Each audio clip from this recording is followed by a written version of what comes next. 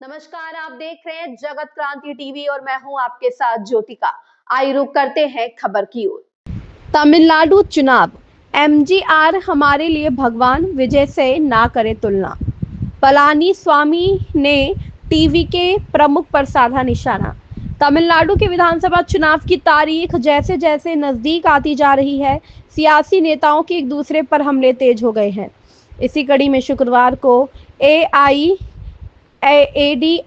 महासचिव ईके पलानीस्वामी ने टीवी के प्रमुख विजय पर जमकर निशाना साधा।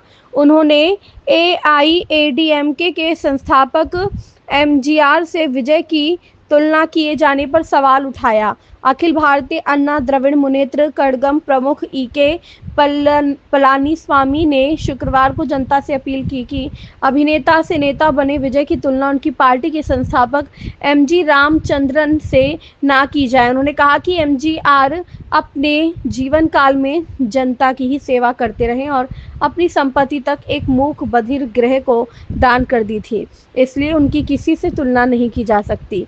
पलानीस्वामी ने उप मुख्यमंत्री उदयनिधि स्टालिन पर भी निशाना साधा। उन्होंने कहा कि दूसरों की आलोचना करते समय गरिमा और अनुशासन जरूरी है। उन्होंने दावा किया कि वे एमजीआर और जयललिता के राजनीतिक सिद्धांतों के विद्यालय से आते हैं।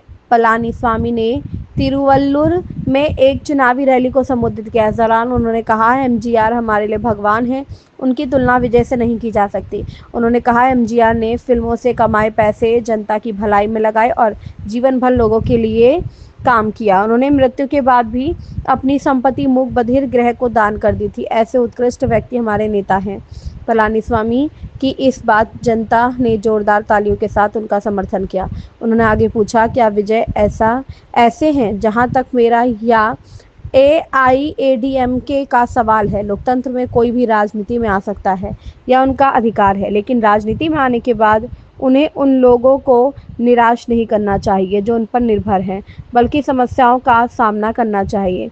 पलानीस्वामी ने कहा कि जिस दिन उन्होंने मुख्यमंत्री का पद संभाला था, उस दिन से लेकर अपने कार्यकाल के अंत तक उन्हें कई चुनौतियों का सामना करना पड़ा। उन्होंने कहा, सूखा, चक्रवात, बाढ़ और महामारी जैसी स्थितियों से उन्हें जूझना पड़ा। जब लोग अपने घरों से नहीं निकल पा रहे थे, उन्होंने दावा किया कि कठिन समय में भी उन्होंने जनता को राहत देने वाली सरकार चलाई। इस खबर में बस इतना ही। बने रहिए जगत क्रांति टीवी के साथ।